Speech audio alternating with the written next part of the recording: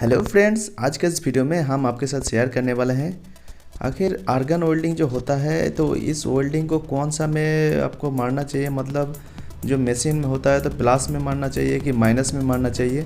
काफ़ी आदमी इसमें कमेंट किया है कि सर हमको अच्छा से समझ में नहीं आया। तो फ्रेंड्स, ये जो आर्गन वेल्डिंग होता है तो ये इसको हमेशा आपको याद रखना है, ये माइनस में ही होगा और जो प्लस वाला होगा वो बॉडी अर्थिंग रहेगा। तो माइनस में और भी बहुत सारा रॉड जलता है, जैसे कि 6013 हो गया या फिर 6010। बिल्कुल उसी तरह ये जो आर्गन भी होता है वो भी आपका माइनस में होता है। और एक चीज़ का और ध्यान रखना है, आप जो गैस रखेंगे गैस को आप छोटा नोजल, अगर जो 2411 का नोजल होगा तो उसमें आप वही 5 तक या 4 5 या फिर 6 इसका अंदर में रख के ज़्यादा गैस मत लीजिए। उसके बाद देखिए, अगर आप शुरू में अगर आप पीस मारने के लिए जाएंगे तो थोड़ा सा प्रॉब्लम हो जाएगा। तो इसलिए सबसे पहले आप एक काम करिए, थोड़ा प्लेट एक ले लीजिए। तो प्लेट में अगर आप तो ग्राइंडिंग थोड़ा सा कर लेंगे, अच्छा से थोड़ा सा ग्राइंडिंग कर लेंगे, क्योंकि इसमें कचरा रहने से अच्छा से वेल्डिंग नहीं होता है। तो इसीलिए थोड़ा सा ग्राइंडिंग कर लीजिए। यहाँ पर देख सकते हैं, अगर आप शुरू में मारेंगे तो बिल्कुल इसी तरह से होगा। और आपको एक चीज़ का हमेशा ध्यान रखना है, कभी भी आर्गन मारिए तो थोड़ा सा अच्छा से साफ़ सफाई होना चाहिए, तभी उसके ऊपर आर्गन चलेगा। अगर जंग लगा रहेगा या फिर पेंट रहेगा तो उसके ऊपर में आर्गन अच्छा से होता नहीं। इसीलिए आप हमेशा कोशिश करिए जिसमें आप ग्राइंडिंग करेगा उसमें साफ़ सफाई अच्छा से होना चाहिए। यहाँ पर देख सकते हैं, अगर आप शुरू में अगर आप सीखना चाहते हैं तो इस तरीके का प्लेट में थोड़ा सा भी टाइप का बना लीजिए। तो आप भी टाइप का बना करके इसमें आप एक नोजल लगा लीजिएगा टॉर्च में, मतलब छोटा नोजल लगाइए या फिर बड़ा नोजल, इसमें दोनों ही चल सकता है। इसमें आप रूट तो नहीं मार रहे, ये पहले बार सीख रहे हैं, इसीलिए आप इसमें छोटा नोजल में तो क्या होता है थोड़ा सा मतलब रूट मारने के लिए अच्छा होता है। तो अब इसमें प्लेट में भी आप जला सकते हैं, इसके में कोई दिक्कत नहीं है। तो आप देख सकते हैं यहाँ पर एक 2411 का नोजल लगा हुआ है। तो आपको टंगस्टन जो निकाल के रखना है, एक चीज़ का आपको हमेशा ध्यान रखना है, टंगस्टन नोजल से थोड़ा सा ही बड़ा रखना है, जैसे कि 2 से 2 mm तक होना चाहिए, मतलब 2 से 2.5 mm। अगर ज़्यादा बड़ा आप टंगस्टन रख देंगे तो एक प्रॉब्लम आएगा, वेल्डिंग तो आपको होते रहेगा लेकिन उसमें पोरोसिटी आएगा। तो पोरोसिटी आएगा तो वेल्डिंग जो होगा, वेल्डिंग का क्वालिटी जो है ख़राब हो जाएगा, ठीक है। तो अगर उस तो आप प्लेट में अगर मारेंगे तो हमेशा याद रखें, प्लेट या फिर पाइप किसी में आप अगर वेल्डिंग करते हैं तो टंगस्टन को 2 से 2.5 mm बाहर रखिए। ज़्यादा बड़ा या ज़्यादा छोटा करेंगे फिर नोजल आपका गल जाएगा। और कभी भी आप अगर शुरू में मारने जा रहे हैं तो हमेशा एक चीज़ का आप ध्यान रखें, पहले टॉर्च को अच्छे से पकड़ लीजिए, उसके बाद एक उंगली को पाइप में टच करिए। उसके बाद में पाइप को टच करने के बाद उसको आराम से हाथ को हिलाते जाइए, ठीक है। मतलब आपको जो मेरा जो कहने का मतलब है, आप हमेशा हाथ को हैंड टच वेल्डिंग पहले सीखिए। आप जब हैंड टच वेल्डिंग आप अच्छा से मारना सीख जाएंगे उसके बाद ही आप मूविंग के लिए आगे बढ़िए। शुरू में आप मूविंग मत करिए, क्योंकि शुरू में मूविंग हो नहीं पाता है यार, होगा भी तो बार आपका टॉर्च स्लिप हो जाएगा। तो इसीलिए पहले उंगली को टच करिए एक को। यहाँ पर हम लोग दिखाने के लिए, यहाँ पर हम जो देखिए यहाँ पर हैंड ग्लव्स नहीं लगाया ताकि आपको अच्छे से समझ में आ सके। तो आप कभी भी अगर वेल्डिंग करते हैं तो एक चीज़ का आपको हमेशा ध्यान रखना पड़ेगा, आप हमेशा हैंड ग्लव्स पहन करके वेल्डिंग करिए।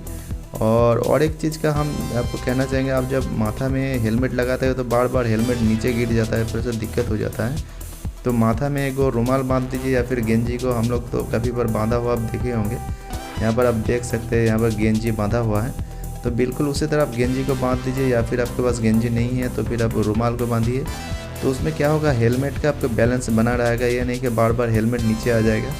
क्योंकि ये वेल्डिंग जो होता है ये बैलेंस का चीज़ होता है। आप अगर बार हेलमेट संभालेंगे या टॉर्च संभालेंगे या फिर फिलर संभालेंगे, इसीलिए आप कभी भी जो हेलमेट लगाए तो उसमें अपना जो गेंजी होगा या फिर रुमाल को बांध लीजिए। उसके बाद आराम से आप हैंड टच करिए, ठीक है। हैंड टच करने के बाद फिलर को एक जगह में सपोर्ट लेना है, ठीक है। सपोर्ट लेने के बाद धीरे उसको आप हिलाते जाइए, ठीक है। धीरे आराम से हिलाते जाइए और करंट प्रॉपरली लीजिए। अगर ज़्यादा करंट लेते हैं तो फिर प्रॉब्लम हो जाएगा, कम करंट लेंगे तो फिलर गलेगा नहीं, मटेरियल आपका बराबर मेल्ट नहीं होगा। इसीलिए आप कोशिश करिए अच्छा से अच्छा, मतलब करंट थोड़ा सा ज़्यादा लेने के लिए, मतलब बहुत ज़्यादा नहीं लेना, करंट वही 70 से 100 के अंदर ही होना चाहिए। एक चीज़ का आपको हमेशा ध्यान रखना पड़ेगा। आप शुरू में प्लेट में ही मारिए, क्योंकि पहला दिन आप पाइप में मारने जाएंगे तो प्रॉब्लम होगा। इसीलिए हम लोग थोड़ा सा आपको चाहते हैं कि स्टेप बाय स्टेप आप आगे बढ़िए। तो शुरू में आप थोड़ा सा प्लेट में इसी तरह जलाने से अच्छा रहेगा। थोड़ा सा 2-4 दिन आप ऐसे ही मतलब हाथ आपका सेट हो जाएगा, फिलर देना अच्छा से आ जाएगा। उसके बाद आपका जो हाथ सेट हो जाएगा तब जाकर के आप पाइप में प्रैक्टिस करिए। तो ये होता है प्रैक्टिस का चीज़, ठीक है। आप जितना ज़्यादा इसमें प्रैक्टिस करेंगे, यहाँ पर आप देख सकते हैं ये जो वेल्डिंग हुआ है यहाँ पर क्या प्रॉब्लम है आपको हम बता दे रहे हैं। ये जो वेल्डिंग हुआ है इसमें प्रॉब्लम क्या है आप बता सकते हैं। देखिए इसमें जो प्रॉब्लम है, इसमें आपका जो करंट एकदम कम करंट में मारा गया है, ठीक है। तो हमने आपको दिखाने के लिए ऐसे मारा है। तो यहाँ पर करंट बहुत कम है, मतलब बहुत कम करंट में हमने इसको मारा है, इसीलिए फिलर जो है प्रॉपरली मतलब मेल्ट नहीं हुआ है। मतलब फिलर आपको इतना करंट लेना है कि फिलर अच्छा से मेल्ट हो जाए। इस चीज़ का आपको हमेशा ध्यान रखना पड़ेगा। करंट को थोड़ा सा अगर और बढ़ा लेते हो तो ये वाला प्रॉब्लम नहीं आता। तो शुरू में अगर आप भी मारने जाएंगे या फिर कोई भी नया आदमी जो सीखने के लिए जा रहा है, इंस्टीट्यूट हो या फिर आप जॉब में से हेल्पर ही कर रहे हैं, तो बिल्कुल सभी का इसी तरह का होता है, क्योंकि उतना करंट आपको समझ में नहीं आता है भाई कितना करंट लगेगा, और वो देख करके उतना आइडिया भी नहीं होता है, ठीक है। तो हम भी IBR वेल्डर है, आप तो जानते हैं। हमको भी जब शुरू में मारा था बिल्कुल इसी तरह ही हो रहा था। तो कोई भी काम एक दिन में नहीं होता है, धीरे धीरे प्रैक्टिस करते करते आप भी सीख जाएंगे। इस चीज़ का आपको हमेशा ध्यान रखना है। देखिए अभी जो यहाँ पर वेल्डिंग हो रहा है, तो यहाँ पर हमने करंट को थोड़ा सा ज़्यादा ही रखा है। तो यहाँ पर हमारे पास वो वाला मशीन नहीं है कि हम आपको करंट दिखा सके। तो ये आपका मेमको मशीन है जो आपको दिखाया है, इसमें करंट शो नहीं होता है। अभी तो छोटा मशीन आ गया है, तो उसमें सब वेल्डिंग मशीन में करंट कितना मार है वहाँ दिखाता है। लेकिन हम लोगों के पास यहाँ पर रिमोट एक को दिया हुआ था, रिमोट में ही हम लोग करंट को कम बेसी कर लेते हैं, और उसमें हम लोग का आइडिया थोड़ा सा हो गया है कि कितना करंट चाहिए कितना नहीं चाहिए। तो अभी आप देख सकते हैं वेल्डिंग यहाँ पर हो रहा है। तो यहाँ पर वेल्डिंग आराम से, यहाँ पर आपको हाथ को ऐसे एक को टच करना है, ठीक है, उंगली को टच करना है।